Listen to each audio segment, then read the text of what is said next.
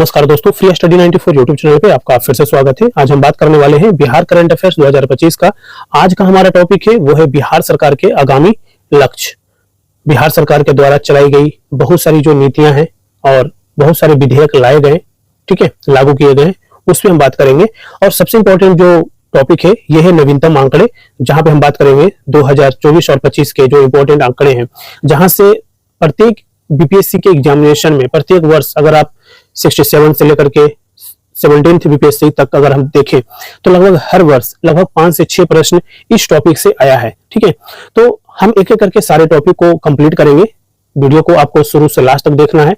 Video अगर पसंद आए तो लाइक जरूर करना है और पीडीएफ के लिए आप हमारा टेलीग्राम चैनल जरूर ज्वाइन कीजिएगा। वहां पे सारे पीडीएफ हम अवेलेबल करवाते हैं ताकि आप उसे डाउनलोड करके इजीली आप उसे पढ़ भी सकते हैं, ठीक है। और अभी तक चैनल को सब्सक्राइब नहीं किया है दोस्तों तो प्लीज चैनल को जरूर सब्सक्राइब कीजिए। तो हम अपने टॉपिक को स्टार्ट करते हैं। तो दोस्तों यहाँ पर हम बात कर रहे हैं बिहार सरकार के आगामी जो लक्ष्य है ये, ठीक है। अब देखिए, सबसे पहले यहाँ पे कहा जा रहा है कि बिहार का ग्रीन हाउस गैस उत्सर्जन में वृद्धि का जो लक्ष्य है ये कब रखा गया है? 2070, यानी 2070 तक जो है ना बिहार का ग्रीन हाउस गैस उत्सर्जन में वृद्धि का जो लक्ष्य है वो हम कब तक पूरा करेंगे तो ये है 2070 तक, याद रखिएगा। नेक्स्ट जो है कहा जा रहा है बिहार सरकार शून्य कार्बन उत्सर्जन का लक्ष्य हासिल करने का जो लक्ष्य रखा है ये रखा है 2024, ठीक है, सॉरी 2040, ठीक है ना। 2040 तक हम क्या कर लेंगे, यानी बिहार सरकार क्या कर लेगा कि शून्य कार्बन उत्सर्जन का लक्ष्य जो है ना प्राप्त कर लेगा 2040 तक। नेक्स्ट है उच्च शिक्षा के लिए यानी हायर एजुकेशन के लिए 50% सकल नामांकन अनुपात हासिल करने का लक्ष्य रखा है। कब? तो यह है 2035 तक जो है ना 50% यानी 50% तक सकल नामांकन अनुपात का जो है लक्ष्य रखा है बिहार सरकार, ठीक है, हायर एजुकेशन में, ठीक है। नेक्स्ट है भारत के शीर्ष 10 हरित ऊर्जा राज्यों में शामिल होने का जो लक्ष्य है वो है 2030 का, ठीक है। तो ये भी आपसे पूछा जा सकता है आगामी एग्जामिनेशन में। नेक्स्ट है हेपेटाइटिस को पूरी तरह खत्म करने का जो लक्ष्य रखा है बिहार सरकार, ये भी 2030 का रखा गया है। और एड्स को समाप्त करने का जो लक्ष्य रखा गया है दोस्तों ये भी 2030 का रखा गया है। सौर ऊर्जा से लगभग 20% बिजली पाने का लक्ष्य रखा गया है, ये भी 2030 का रखा गया है, ठीक है। ये आपके लिए इंपॉर्टेंट फैक्ट बन जाएगा इस एग्जामिनेशन के लिए। नेक्स्ट कहा जा रहा है एड्स को समाप्त करने का लक्ष्य। देखिए ऑलरेडी हमने यहाँ पे बात कर लिया है एड्स को लेकर के, ये रिपीटेशन है, इसको ध्यान में नहीं रखना है, लेकिन फिर भी इसको ध्यान में रखिए कि 2030 तक, यहाँ भी हमने देखा था 2030, यहाँ भी मेंशन किया हुआ है 2030 तक। नेक्स्ट कहा जा रहा है कि बिहार के सड़क दुर्घटनाओं में 50% तक की कमी लाने का जो लक्ष्य है दोस्तों ये है 2030 तक, ठीक है। आगे हम बढ़ते हैं। आगे कहा जा रहा है कि 100%, देखिए 100% जो है साक्षरता प्राप्त करने का लक्ष्य कब रखा गया है? 2030 तक, ठीक है। तो ये भी आपको ध्यान रखना है, बहुत ही इंपॉर्टेंट ये फैक्ट है, ठीक है। एजुकेशन को लेकर के है, लिटरेसी रेट को लेकर के है, ठीक है। तो ये आपको ध्यान रखना है कि 100% यानी 100% साक्षरता प्राप्त करने का लक्ष्य जो है 2030 है। नेक्स्ट है कृषि एवं सहवर्ती क्षेत्रों में 1.62 लाख करोड़ रुपए का व्यय करने का लक्ष्य रखा गया है, ये 2028 का रखा गया है। और औरंगाबाद, डेहरी एवं सासाराम शहरों के लिए पेयजल आपूर्ति करने का जो लक्ष्य है ये है आपका 2027। तो ये आपके लिए इंपॉर्टेंट फैक्ट है, इस एग्जामिनेशन के लिए ध्यान रखना है। नेक्स्ट कहा जा रहा है हरित आवरण और पर्यावरण संतुलन को बढ़ाने के लिए 5 करोड़ पौधे लगाने का लक्ष्य है, ये 2025 का लक्ष्य है, ठीक है। तो देखिए इस साल जो है ना ये लक्ष्य पूरा हो रहा है तो शायद सरकार यहां से प्रश्न उठा सकता है, ठीक है ना। नेक्स्ट कहा जा रहा है कि बिहार के हर घर में प्रीपेड मीटर लगाने का लक्ष्य जो है ये भी 2025 का लक्ष्य रखा गया है। और बिहार के निर्यात को 20 गुना बढ़ाकर देश के कुल निर्यात का 10% करने का लक्ष्य भी जो है ये 2025 का रखा गया है, ठीक है। नेक्स्ट कहा जा रहा है कि टीबी को पूरी तरह खत्म करने का लक्ष्य जो है ये भी 2025 का है। और आत्मनिर्भर बिहार के 7 निश्चय 2 सातों लक्ष्य को प्राप्त करने का जो समय सीमा है ये 2025 का है, ठीक है। तो ये भी आपके लिए इंपॉर्टेंट बन जाएगा, ठीक है। हम बात करेंगे कि 7 निश्चय 2 में कौन कौन से लक्ष्य रखा गया है सरकार के द्वारा, और 7 निश्चय 1 और 7 निश्चय 2 ये दोनों ही इंपॉर्टेंट है, इसका ध्यान रखना है, ठीक है। नेक्स्ट कहा जा रहा है हर खेत पानी का लक्ष्य रखा गया है 2025 का। और बिहार के भू सर्वेक्षण कार्य को पूरा करने का लक्ष्य है ये 31 दिसंबर 2025 से, देखिए 31 दिसंबर 2025 से। नेक्स्ट कहा जा रहा है 1 करोड़ 4 लाख आजीविका दीदियों को बीमा से आच्छादित करने का लक्ष्य है 2024-25, ठीक है। तो इस तरीके से हमने जो है लक्ष्य जो है बिहार सरकार के आगामी लक्ष्य उस पर हमने चर्चा कर लिया है। अगला जो टॉपिक है दोस्तों वो है हमारा बिहार सरकार की नई नीति एवं नई विधेयक। ठीक है, तो हम विधेयक पे चर्चा कर लेंगे, नीति पे चर्चा कर लेंगे। तो देखिए कहा जा रहा है कि बिहार खेल नीति 2024 लाया गया था। इसका मुख्य उद्देश्य क्या था? मुख्य उद्देश्य था विभिन्न खेलों के राज्य के युवाओं को अधिकतम 20 लाख रुपए की छात्रवृत्ति दी जाएगी। ठीक है, ये आपको ध्यान रखना है। नेक्स्ट कहा जा रहा है बिहार सूचना और प्रौद्योगिकी नीति 2024 लाई गई और इसका मुख्य लक्ष्य था, मुख्य उद्देश्य था, उसकी विशेषताएं थी सूचना प्रौद्योगिकी एवं इलेक्ट्रॉनिक सिस्टम डिजाइन और विनिर्माण को बढ़ावा देना। ठीक है ना, याद रखना है। नेक्स्ट है बिहार अपराध नियंत्रण विधेयक 2024। इसके माध्यम से कहा जाता है कि बिहार में माफियाओं पर अंकुश लगाना इसका मुख्य उद्देश्य था। तो ये एग्जामिनेशन के लिए इंपॉर्टेंट है, ये आपको ध्यान रखना है। बिहार अपराध नियंत्रण विधेयक क्यों लाया गया था, इसका उद्देश्य क्या था, ये पूछेगा। ठीक है ना, तो बिहार में माफियाओं पर अंकुश लगाना इसका मुख्य उद्देश्य था। नेक्स्ट है बिहार इलेक्ट्रिक वाहन नीति 2023।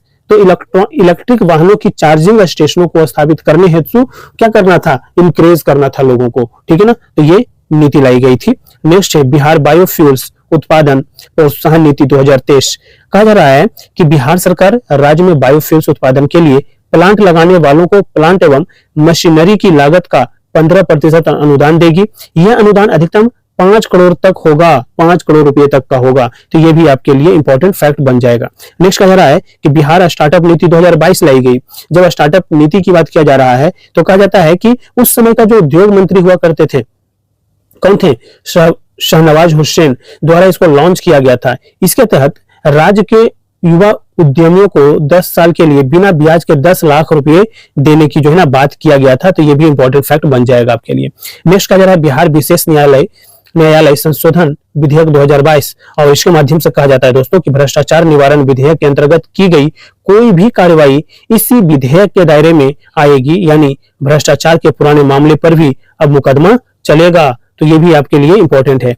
आगे बढ़ते हैं। कहा जाता है बिहार माल और सेवा कर संशोधन विधेयक 2022 और इस विधेयक के तहत बिहार में जीएसटी में इनपुट टैक्स क्रेडिट का लाभ नहीं दिया जाएगा। यह संशोधन बिहार जीएसटी विधेयक 2017 में किया गया है। नेक्स्ट कहा जा रहा है बिहार औद्योगिक निवेश प्रोत्साहन नीति वस्त्र व चर्म 2022। इस नीति के अंतर्गत बिहार में वस्त्र और चमड़ा उद्योग लगाने पर 15% पूंजीगत अनुदान दिया जाएगा, जो अधिकतम 10 करोड़ रुपया होगा। ठीक है ना, ये आपके लिए इंपॉर्टेंट फैक्ट है, इसको ध्यान में रखना है। ठीक है, नेक्स्ट कहा जा रहा है कि बिहार मद्य निषेध और उत्पाद संशोधन विधेयक 2022 और इसके तहत कहा जाता है कि शराब पीते हुए पकड़े जाने पर जुर्माना भरने पर छोड़ने का प्रावधान किया गया है और यह विधेयक बिहार मद्य निषेध और उत्पाद अधिनियम 2016 में संशोधन करता है। ठीक है ना, कहा जाता है कि नेक्स्ट की बिहार शहरी आयोजन तथा विकास संशोधन अधिनियम, यह राज्य सरकार अब शहरीकरण के लिए किसी स्थान पर आवश्यकता के अनुसार भूमि का अधिग्रहण कर सकती है। बदले में संबंधित जमीन मालिक को मुआवजा दिया जाएगा। इसके लिए कौन सा विधेयक लाया गया? बिहार शहरी आयोजन तथा विकास संशोधन अधिनियम। ठीक है ना, ध्यान रखना है। नेक्स्ट कहा जा रहा है कि बिहार राज्य विश्वविद्यालय सेवा आयोग विधेयक 2022 लाया गया और कहा गया कि आयोग के अध्यक्ष के लिए अधिकतम उम्र 75 वर्ष और सदस्यों के लिए उम्र जो है 70 वर्ष तक की गई है। ठीक है ना, आगे बढ़े तो कहा जाता है बिहार नगर पालिका संशोधन विधेयक 2022 और इसके तहत कहा जाता है दोस्तों कि नगर निकायों के मेयर और उप मेयर का चुनाव सीधे जनता के द्वारा होगा। यह संशोधन बिहार नगर पालिका अधिनियम 2007 की धारा 23 और 25 में हुआ है। ठीक है, नेक्स्ट कहा जा रहा है बिहार तकनीकी सेवा आयोग संशोधन विधेयक 2021 और इसके माध्यम से इसके अनुसार अब अध्यक्ष पद की सेवानिवृत्ति की आयु 75 वर्ष होगी। सदस्यों की आयु सीमा में भी 62 से बढ़ा करके 70 वर्ष कर दिया गया है। ठीक है ना, तो ये बिहार तकनीक सेवा आयोग संशोधन विधेयक 2021 का मुख्य उद्देश्य है। नेक्स्ट कहा जा रहा है कि राष्ट्रीय औषधि शिक्षा व अनुसंधान संशोधन अधिनियम 2021 और इस अधिनियम के तहत निगमित कुल संस्थानों की संख्या 7 है। तो ये भी आपके लिए इंपॉर्टेंट है। नेक्स्ट कहा जा रहा है इथेनॉल उत्पादन संवर्धन नीति 2021 और इसके अंतर्गत कहा जाता है राज्य में इथेनॉल को बढ़ावा देने के लिए बिहार इथेनॉल संवर्धन नीति लागू करने वाला भारत का पहला राज्य बन गया है। इसका शुभारंभ जो है ये 19 मार्च 2021 को किया गया है। तो ये आप इथेनॉल उत्पादन संवर्धन नीति को आपको ध्यान रखना है, इंपॉर्टेंट करके रखना है, ठीक है ना। नेक्स्ट है ऑक्सीजन उत्पादन प्रोत्साहन नीति 2021, राज्य में चिकित्सीय प्रयोजनों के लिए ऑक्सीजन के उत्पादन में तेजी लाना इसका मुख्य उद्देश्य है। और बिहार खेल विश्वविद्यालय विधेयक 2021 लागू किया गया, जिसके माध्यम से कहा गया कि बिहार में खेल विश्वविद्यालय को स्थापित किया जाएगा। तो ये भी आपके लिए इंपॉर्टेंट है, ठीक है ना। नेक्स्ट कहा जा रहा है इथेनॉल उत्पादन प्रोत्साहन नीति, ऑलरेडी हमने यहाँ पर देख लिया है, ठीक है, यहाँ पे देख लिया है, देखिए यहाँ पे हमने देख लिया है, ठीक है ना। तो इसके तहत कहा गया दोस्तों कि बिहार में 151 इथेनॉल इकाइयां लगाई जाएगी, ठीक है ना। नेक्स्ट कहा जा रहा है कि बिहार स्वास्थ्य विज्ञान विश्वविद्यालय अधिनियम 2021, कहा जाता है कि विज्ञान स्वास्थ्य विज्ञान की बात किया जा रहा है, तो कहा जाता है कि चिकित्सा क्षेत्र के विकास, चिकित्सा शिक्षा के विकास को बढ़ावा देने के उद्देश्य से राज्य में स्वास्थ्य विज्ञान विश्वविद्यालय की स्थापना किया जाएगा, इसका मुख्य उद्देश्य है, ठीक है। आगे बढ़ते हैं। अगला जो न्यूज है दोस्तों वो है बिहार सरकार के नवीनतम आंकड़े, ठीक है ना। तो इससे लगातार आपके कमीशन क्वेश्चन बनाया है, तो ये ऐसा नहीं होना चाहिए कि आप इन चीजों को बिल्कुल आप इग्नोर करते हुए आगे बढ़ जाएं, क्योंकि अगर जब क्वेश्चन आएगा तो कई बार आपसे आरोही क्रम अवरोही क्रम में इस तरीके से आपसे जो है ना पूछ लेगा, और उसमें गलती होने की संभावनाएं जो है बढ़ जाएगी जब तक आपको वो फैक्ट याद नहीं रहेगा, ठीक है ना। तो सबसे पहले बोला जाता है, यहाँ पे देखिए सूचक देखेंगे, प्रथम स्थान पे कौन है, द्वितीय स्थान पे कौन है और तृतीय स्थान पे है, ठीक है। जब इस तरीके से चीजें अगर आप पढ़ लेते हैं तो अगर कमीशन आरोही क्रम में पूछे या अवरोही क्रम में पूछे, ठीक है, या बढ़ते क्रम में या घटते हुए क्रम में, तो आपके क्वेश्चन गलत नहीं होंगे। सबसे पहले कहा जा रहा है कि सर्वाधिक क्षेत्र वाले 3 जिले कौन है, तो सबसे ज्यादा जो क्षेत्रफल है ये पश्चिम चंपारण का है, ठीक है। दूसरा है गया का और तीसरा है पूर्वी चंपारण का, याद रखना है, ठीक है। सबसे कम क्षेत्रफल वाले 3 जिले कौन है, तो शिवहर है, पहले स्थान पर आता है, दूसरे स्थान पर अरवल आता है और तीसरे स्थान पर शेखपुर आता है दोस्तों। तीसरा जो है यहाँ पे नेक्स्ट कहा जा रहा है कि सर्वाधिक जनसंख्या वाले 3 जिले कौन सा है, सर्वाधिक जनसंख्या पूछ रहा है, तो सबसे ज्यादा जनसंख्या पटना में है, दूसरा पूर्वी चंपारण में है और तीसरा जो है ये मुजफ्फरपुर में है, ठीक है। नेक्स्ट कहा जा रहा है सबसे कम जनसंख्या वाले 3 जिले कौन है, तो सबसे कम जनसंख्या जो है शेखपुरा में है, दूसरा शिवहर में है और तीसरा जो है अरवल में है, ठीक है ना, याद रखना है। नेक्स्ट कहा जा रहा है कि सर्वाधिक जनसंख्या 10 वृद्धि वाले 3 जिले कौन है, तो सबसे पहले स्थान पे आता है मधेपुरा यानी 31.1%, किशनगंज दूसरे स्थान पे और तीसरे स्थान पे आता है अररिया या खगड़िया, इसका ध्यान रखना है। नेक्स्ट कहा जा रहा है सबसे कम जनसंख्या 10 वृद्धि वाले 3 जिले कौन है, तो ये है अरवल यानी 18.89%, गोपालगंज दूसरे स्थान पे और तीसरे स्थान पर आता है दरभंगा। ध्यान रखना है कि सबसे कम जनसंख्या 10 वृद्धि वाले 3 जिले, देखिए कहीं ना कहीं अगर आप ये देखिए ना तो यहाँ से प्रश्न बना चुका है कमीशन, ठीक है। विगत वर्षों का प्रश्न उठाएंगे तो आपको प्रश्न दिखेगा, तो आने वाले समय के लिए भी, आगामी एग्जामिनेशन के लिए भी जो है ना ये इंपॉर्टेंट फैक्ट है, इसलिए हम डिस्कशन कर रहे हैं। नेक्स्ट कहा जा रहा है कि सर्वाधिक लिंगानुपात वाले 3 जिले कौन है, सर्वाधिक लिंगानुपात, ठीक है। तो ये है सबसे ज्यादा लिंगानुपात जो है ये गोपालगंज में है 1021, दूसरे नंबर पे सिवान है और तीसरे नंबर पे सारण है, याद रखिएगा। सबसे कम लिंगानुपात वाले 3 जिले कौन है, तो ये है सबसे कम लिंगानुपात आपका मुंगेर में है 876 है, दूसरे स्थान पे भागलपुर है और तीसरे स्थान पे खगड़िया है दोस्तों। नेक्स्ट कहा जा रहा है कि सर्वाधिक जनसंख्या घनत्व की बात किया जा रहा है, 3 जिले कौन है, तो सबसे नंबर 1 पे आ जाएगा आपका शिवहर 1880, ठीक है, और दूसरे स्थान पे आ जाएगा पटना और तीसरे स्थान पे आ जाएगा दरभंगा, ध्यान रखना है। और सबसे कम जनसंख्या वाले, देखिए सबसे कम जनसंख्या घनत्व वाले 3 जिले कौन है, तो ये है आपका कैमूर, ठीक है, कितना है 488, दूसरे स्थान पे जमुई है और तीसरे स्थान पे कौन है, बांका है, याद रखना है। नेक्स्ट कहा जा रहा है कि सर्वाधिक शहरीकरण वाले 3 जिले में कहा जाता है कि सबसे ज्यादा शहरीकरण कहां पे हुआ है, तो 43.1% जो है पटना में हुआ है, दूसरे स्थान पे मुंगेर में हुआ है, तीसरे स्थान पे जो है भागलपुर में हुआ है, याद रखना है, ठीक है। नेक्स्ट कहा जा रहा है कि सबसे कम शहरीकरण वाले 3 जिले कौन है, तो सबसे कम शहरीकरण हुआ है समस्तीपुर और बांका इक्वल पे है जो कि 3.5%, दूसरे स्थान पे मधुबनी और तीसरे स्थान पे कैमूर है दोस्तों। नेक्स्ट कहा जा रहा है कि प्रति व्यक्ति आय सबसे ज्यादा कहां पे है, तो सबसे नंबर 1 पे पटना है, दूसरे स्थान पे बेगूसराय और तीसरे स्थान पे मुंगेर है, याद रखना है, ये काफी इंपॉर्टेंट फैक्ट है, इसको आप हाईलाइट कर लीजिए। प्रति व्यक्ति सबसे कम आय जो है उसमें नंबर 1 पे शिवहर आता है, दूसरे नंबर पे सीतामढ़ी आता है और तीसरे स्थान पर अररिया आता है, ये भी आपको ध्यान रखना है, दोनों फैक्ट आपको ध्यान रखना है। सर्वाधिक गरीब 3 जिले कौन है, तो इसमें नंबर 1 आता है आपका किशनगंज, दूसरा आता है अररिया और तीसरा आता है मधेपुरा, तो इसको भी आपको हाईलाइट करके रखना है। और सबसे अमीर, ये देखिए सबसे गरीब की बात किया गया था किशनगंज, अररिया और मधेपुरा, और सबसे अमीर की बात किया जा रहा है तो सबसे अमीर जो है ना पटना के लोग हैं, ठीक है ना। दूसरा है बेगूसराय और तीसरे स्थान पे मुंगेर। 10 लाख से कम आबादी वाले बिहार के 3 जिले कौन है? तो सबसे पहले स्थान पर है शिवहर, दूसरे स्थान पे शेखपुरा और तीसरे स्थान पे लखीसराय। याद रखिएगा, ये भी प्रश्न बन सकता है यहां से। नेक्स्ट कहा जा रहा है कि सबसे अधिक बागवानी वाले भूमि कौन है, कहां पे है? तो ये शिवहर में है, दूसरे स्थान पे अररिया और तीसरे स्थान पे मधुबनी है। सर्वाधिक वर्षा वाले जिले कौन है? तो सर्वाधिक वर्षा जो है, ये देखिए न्यू डेटा देखिएगा, पश्चिमी चंपारण है दोस्तों। हम पढ़ते हैं कि सर्वाधिक वर्षा कहां पे होता है, तो वो किशनगंज में होता है, लेकिन सर्वाधिक वर्षा वाले जिले की बात किया जा रहा है, उसके माध्यम से हम करें तो सबसे नंबर 1 पे पश्चिमी चंपारण है, दूसरे नंबर पे किशनगंज है और तीसरे नंबर पे पूर्वी चंपारण है। ध्यान रखना है, सबसे कम वर्षा वाले जिले में सबसे कम वर्षा जो है अरवल में हो रहा है, ठीक है। दूसरे नंबर पे आता है रोहतास और तीसरे नंबर पे आता है मुंगेर। ये भी आपको ध्यान रखना है। नेक्स्ट कहा जा रहा है, ये इंपॉर्टेंट हो जाएगा कि सर्वाधिक वन आवरण वाला जिला कौन है?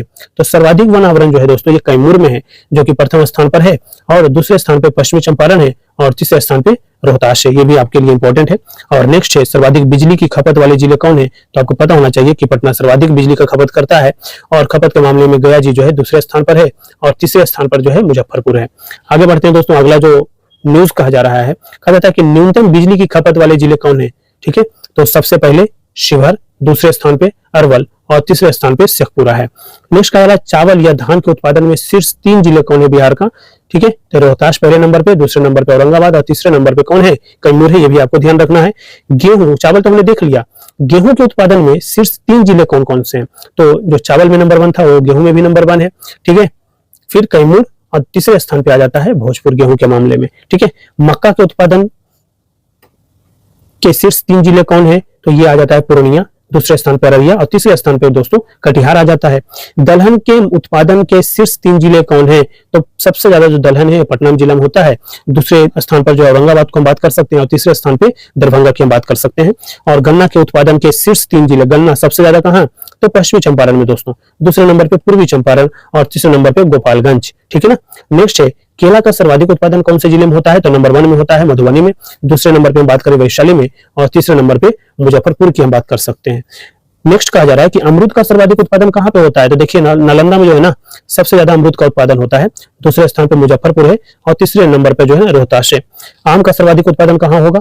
तो दरभंगा, ठीक है। और आपको पता होना चाहिए कि यहाँ पे जो आम लिखा हुआ है तो जर्दालू आम को जो है ना जीआई टैग मिला हुआ है, ये आपको ध्यान रखना है, ठीक है ना। तो दरभंगा में सबसे ज्यादा आम का उत्पादन होता है, दूसरे नंबर पे हम बात करें तो पूर्वी चंपारण है और तीसरे नंबर पे वैशाली है, ठीक है। आलू का सर्वाधिक उत्पादन जो है ना ये पटना में होता है, दूसरे नंबर पे नालंदा और तीसरे नंबर पे समस्तीपुर है। मछली का सर्वाधिक उत्पादन जो दोस्तों, ये देखिए इंपॉर्टेंट फैक्ट है, ठीक है ना, बिहार जो है ना आत्मनिर्भर हो गया है मछली के मामले में, ठीक है। तो आपको पता होना चाहिए कि सबसे ज्यादा उत्पादन जो है ना मछली का कहां पे हो रहा है? मधुबनी में, दूसरे नंबर पे दरभंगा है और तीसरे नंबर पे पूर्वी चंपारण है।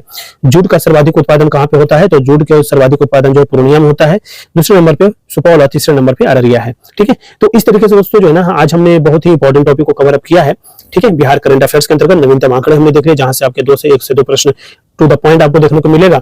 और दूसरा जो है बिहार सरकार की जो नई नीतियां हैं, विधेयक है, इस पे हम बात कर लिए हैं। और जो इंपॉर्टेंट जो एक और जो टॉपिक था हमारा वो था बिहार सरकार के आगामी लक्ष्य, यानी ओवरऑल हम बात करें तो हमने यहाँ से जो है ना 4 से 5 प्रश्नों की प्रॉपर तैयारी कर लिया है। वीडियो को आप लगातार देखिए, बार बार आप पढ़िए, सुनिए, देखिए, ठीक है ना, चीजें क्लियर हो जाएगा, ठीक है। तो वीडियो अगर अच्छा लगा हो तो लाइक जरूर करिए, और चैनल पे नए हैं और चैनल को अभी तक सब्सक्राइब नहीं किया है तो प्लीज चैनल को जरूर सब्सक्राइब कीजिएगा।